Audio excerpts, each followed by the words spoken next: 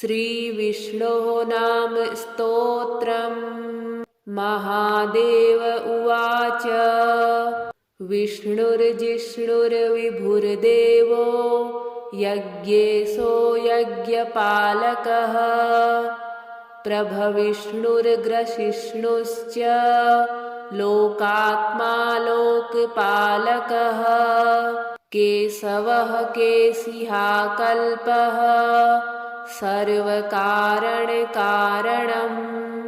कर्मकृद्वामनाधीशो वासुदेवः पुरुष्टुतः आदिकर्ता वराहश्च माधवो मधुसूदनः नारायणो नरो हंसो विष्णुसेनो हुतासनः ज्योतिष्मान् द्युतिमान् श्रीमान् आयुष्मान् पुरुषोत्तमः वैकुण्ठः पुण्डरीकाक्षः कृष्णः सूर्यः सुरार्चितः नरसिंहो महाभीमो वज्रदंष्ट्रो नखायुधः आदिदेवो जगत्कर्ता योगेशो गरुडध्वजः गोविन्दो गोपतिर्गोप्ता भूपतिर्भुवनेश्वरः पद्मनाभो हृषीकेशो विभुर्दामोदरो हरिः त्रिविक्रमस्त्रिलोकेशो ब्रह्मेशः प्रीतिवर्धनः वामनो दुष्टदमनो गोविन्दो गोपवल्लभः भक्तिप्रियोच्युतः सत्यः सत्यकीर्तिर्ध्रुवः शुचिः कारुण्यः करुणो व्यासः पापहा शान्तिवर्धनः सन्न्यासी शास्त्रतत्त्वज्ञो मन्दारगिरिकेतनः बदरीनिलयः शान्तस्तपस्वी वैद्युतप्रभः भूतावासो गुहावासः श्रीनिवासः श्रियः पतिः तपोवासो दमोवासः सत्यवासः सनातनः पुरुषः पुष्कलः पुण्यः पुष्कराक्षो महेश्वरः पूर्णः पूर्तिः पुराणज्ञः पुण्यज्ञः पुण्यवर्धनः शङ्खी चक्री गदी सारङ्गी लाङ्गली मुसली हली किरीटी कुण्डलीहारी मेखली कवची ध्वजी जिष्णुर्जेता महावीरः शत्रुघ्नः शत्रुतापनः शान्तः शान्तिकरः शास्ता शङ्करः शन्तनुस्तुतः सारथिः सात्विकः स्वामी सामवेदप्रियः समः सावनः साहसी सत्त्वः सम्पूर्णांशः समृद्धिवान् स्वर्गदः कामदः श्रीदः कीर्तिदः कीर्तिनाशनः मोक्षदः पुण्डरीकाक्षः क्षीराब्धिकृतकेतनः स्तुतः सुरासुरैरीशः प्रेरकः पापनाशनः त्वं यज्ञस्त्वं वषट्कारस्त्वं ओङ्कारस्त्वमग्नयः त्वं स्वाहा त्वं स्वधा देव त्वं सुधा पुरुषोत्तमः नमो देवादिदेवाय जिष्णवे शाश्वताय च अनन्ताय प्रमेयाय नमस्ते गरुडध्वज। मार्कण्डेय उवाच इत्येतैर्नामभिर्दिव्यैः संस्तुतो मधुसूदनः। उवाच प्रकटीभूत्वा देवान् सर्वानिदं वचः। विष्णुर्जिष्णुर्विभुर्देवो यज्ञेशो यज्ञपालकः। प्रभविष्णुर्ग्रसिष्णुश्च लोकात्मा लोकपालकः। केशवः केशिहा कल्पः सर्वकारणकारणम्। कर्मकृद्वामनाधीशो वासुदेवः पुरुष्टुतः। आदिकर्ता वराहश्च माधवो मधुसूदनः। नारायणो नरो हंसो विष्णुसेनो हुतासनः।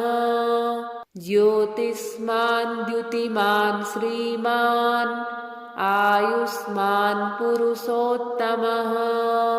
वैकुण्ठः पुण्डरीकाक्षः कृष्णः सूर्यः सुरार्चितः। नरसिंहो महाभीमो वज्रदंष्ट्रो नखायुधः। आदिदेवो जगत्कर्ता योगेशो गरुडध्वजः। गोविन्दो गोपतिर्गोप्ता भूपतिर्भुवनेश्वरः। पद्मनाभो हृषीकेशो विभुर्दामोदरो हरिः। त्रिविक्रमस्त्रिलोकेशो ब्रह्मेशः प्रीतिवर्धनः। वामनो दुष्टदमनो गोविन्दो गोपवल्लभः। भक्तिप्रियोच्युतः सत्यः सत्यकीर्तिर्ध्रुवः शुचिः। कारुण्यः करुणो व्यासः पापहा शान्तिवर्धनः। सन्न्यासी शास्त्रतत्त्वज्ञो मन्दारगिरिकेतनः। बदरीनिलयः शान्तस्तपस्वी वैद्युतप्रभः। भूतावासो गुहावासः श्रीनिवासः श्रियः पतिः। तपोवासो दमोवासः सत्यवासः सनातनः। पुरुषः पुष्कलः पुण्यः पुष्कराक्षो महेश्वरः। पूर्णः पूर्तिः पुराणज्ञः पुण्यज्ञः पुण्यवर्धनः। शङ्खी चक्री गदी सारङ्गी लाङ्गली मुसली हली। किरीटी कुण्डलीहारी मेखली कवची ध्वजी। जिष्णुर्जेता महावीरः शत्रुघ्नः शत्रुतापनः। शान्तः शान्तिकरः शास्ता शङ्करः शन्तनुस्तुतः। सारथिः सात्विकः स्वामी सामवेदप्रियः समः। सावनः साहसी सत्त्वः सम्पूर्णांशः समृद्धिवान्। स्वर्गदः कामदः श्रीदः कीर्तिदः कीर्तिनाशनः। मोक्षदः पुण्डरीकाक्षः क्षीराब्धिकृतकेतनः। स्तुतः सुरासुरैरीशः प्रेरकः पापनाशनः। त्वं यज्ञस्त्वं वषट्कारस्त्वं ओङ्कार स्वाहारस्त्वमग्नयः त्वं स्वाहा त्वं स्वधा देव त्वं सुधा पुरुषोत्तमः नमो देवादिदेवाय जिष्णवे शाश्वताय च अनन्ताय प्रमेयाय नमस्ते गरुडध्वज मार्कण्डेय उवाच इत्येतैर्नामभिर्दिव्यैः संस्तुतो मधुसूदनः उवाच प्रकटीभूत्वा देवान् सर्वानिदं वचः विष्णुर्जिष्णुर्विभुर्देवो यज्ञेशो यज्ञपालकः प्रभविष्णुर्ग्रसिष्णुश्च लोकात्मा लोकपालकः केशवः केशिहा कल्पः सर्वकारणकारणम् कर्मकृद्वामनाधीशो वासुदेवः पुरुष्टुतः आदिकर्ता वराहश्च माधवो मधुसूदनः नारायणो नरो हंसो विष्णुसेनो हुतासनः ज्योतिष्मान् द्युतिमान् श्रीमान् आयुष्मान् पुरुषोत्तमः वैकुण्ठः पुण्डरीकाक्षः कृष्णः सूर्यः सुरार्चितः नरसिंहो महाभीमो वज्रदंष्ट्रो नखायुधः आदिदेवो जगत्कर्ता योगेशो गरुडध्वजः गोविन्दो गोपतिर्गोप्ता भूपतिर्भुवनेश्वरः पद्मनाभो हृषीकेशो विभुर्दामोदरो हरिः त्रिविक्रमस्त्रिलोकेशो ब्रह्मेशः प्रीतिवर्धनः वामनो दुष्टदमनो गोविन्दो गोपवल्लभः भक्तिप्रियोच्युतः सत्यः सत्यकीर्तिर्ध्रुवः शुचिः कारुण्यः करुणो व्यासः पापहा शान्तिवर्धनः सन्न्यासी शास्त्रतत्त्वज्ञो मन्दारगिरिकेतनः बदरीनिलयः शान्तस्तपस्वी वैद्युतप्रभः भूतावासो गुहावासः श्रीनिवासः श्रियः पतिः तपोवासो दमोवासः सत्यवासः सनातनः पुरुषः पुष्कलः पुण्यः पुष्कराक्षो महेश्वरः पूर्णः पूर्तिः पुराणज्ञः पुण्यज्ञः पुण्यवर्धनः शङ्खी चक्री गदी सारङ्गी लाङ्गली मुसली हली किरीटी कुण्डलीहारी मेखली कवची ध्वजी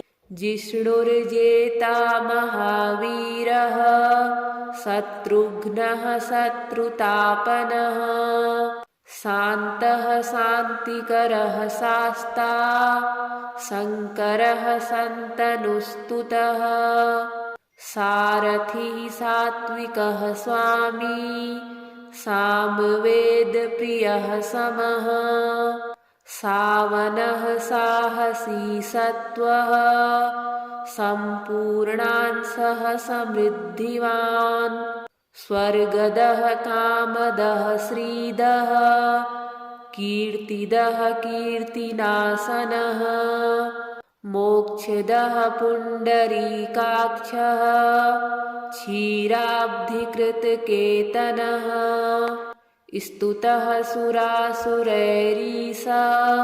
प्रेरकः पापनाशनः त्वं यज्ञस्त्वं वषट्कारस्त्वं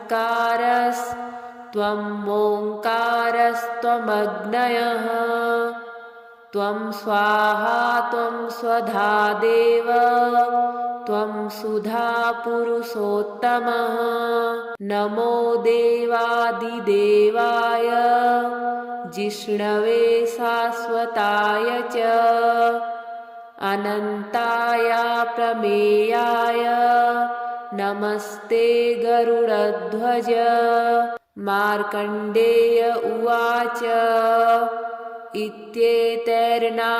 इत्येतैर्नामभिर्दिव्यैः संस्तुतो मधुसूदनः उवाच प्रकटीभूत्वा देवान् सर्वानिदं वचः विष्णुर्जिष्णुर्विभुर्देवो यज्ञेशो यज्ञपालकः प्रभविष्णुर्ग्रसिष्णुश्च लोकात्मा लोकपालकः केशवः केशिहा कल्पः सर्वकारणकारणम् कर्मकृद्वामनाधीशो वासुदेवः पुरुष्टुतः आदिकर्ता वराहश्च माधवो मधुसूदनः नारायणो नरो हंसो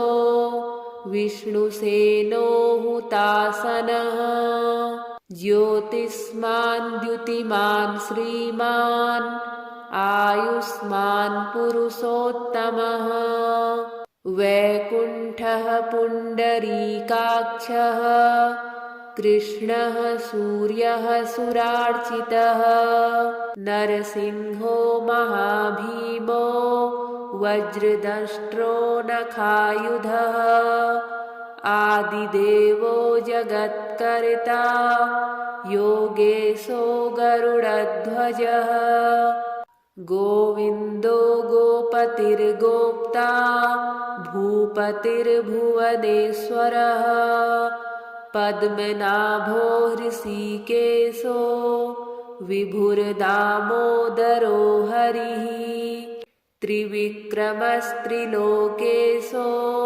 ब्रह्मेशः प्रीतिवर्धनः वामनो दुष्टदमनो गोविन्दो गोपवल्लभः भक्तिप्रियोच्युतः सत्यः सत्यकीर्तिर्ध्रुवः शुचिः कारुण्यः करुणो व्यासः पापहा शान्तिवर्धनः सन्न्यासी शास्त्रतत्त्वज्ञो मन्दारगिरिकेतनः बदरीनिलयः शान्तस्तपस्वी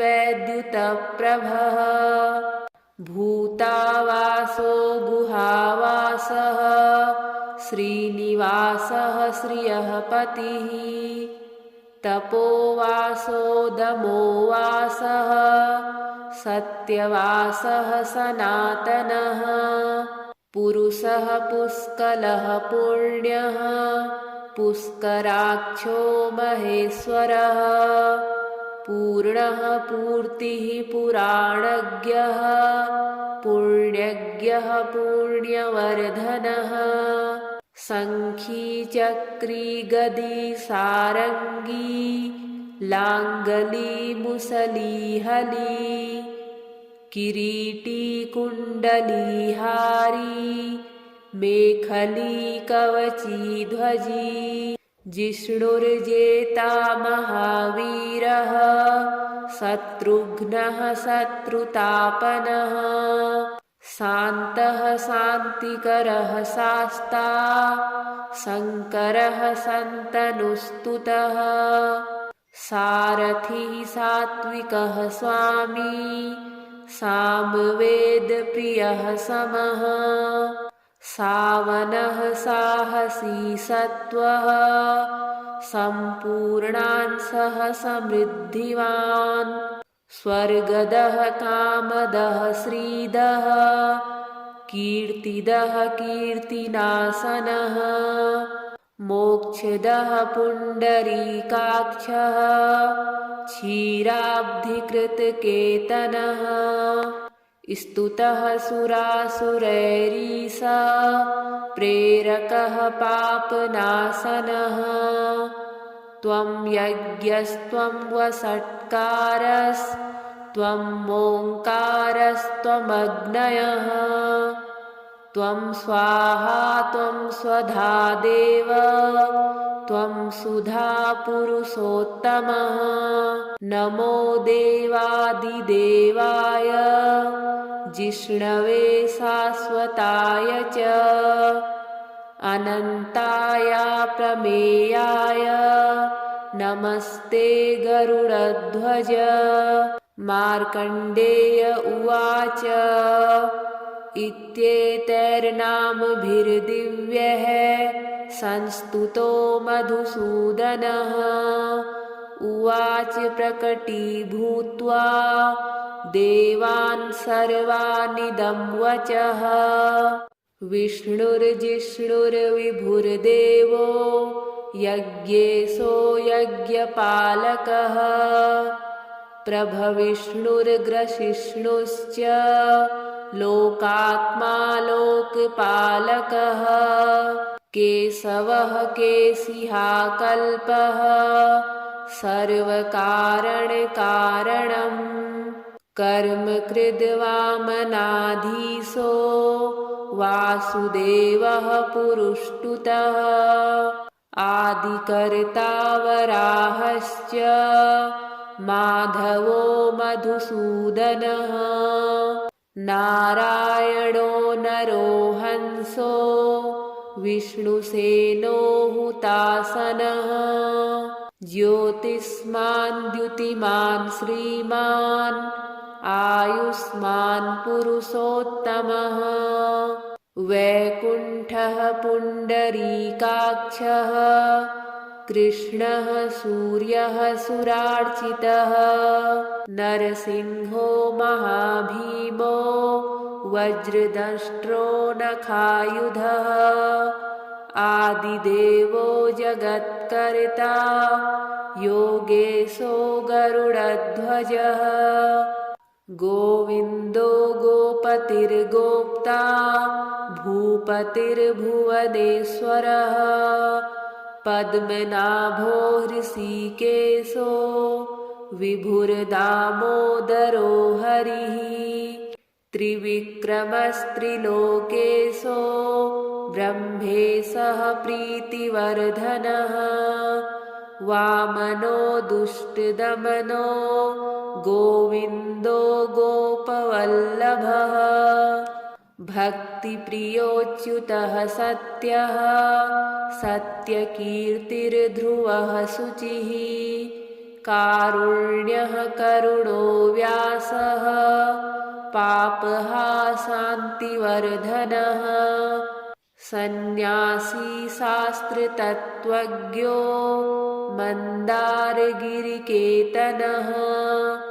बदरीनिलयः शान्तस्तपस्वी वैद्युतप्रभः भूतावासो गुहावासः श्रीनिवासः श्रियः पतिः तपोवासो दमोवासः सत्यवासः सनातनः पुरुषः पुष्कलः पुण्यः पुष्कराक्षो महेश्वरः पूर्णः पूर्तिः पुराणज्ञः पुण्यज्ञः पुण्यवर्धनः शङ्खी चक्री गदी सारङ्गी लाङ्गली मुसली हली किरीटी कुण्डलीहारी मेखली कवची ध्वजी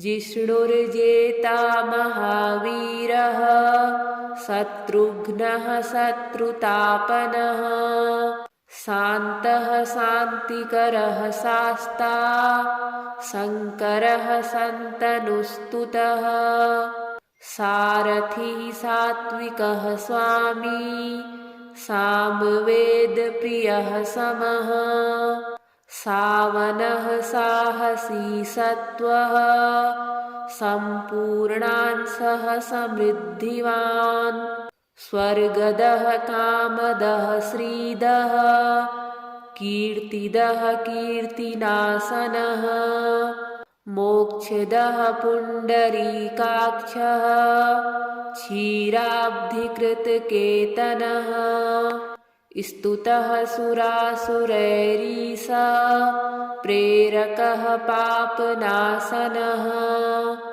त्वं यज्ञस्त्वं वषट्कारस्त्वं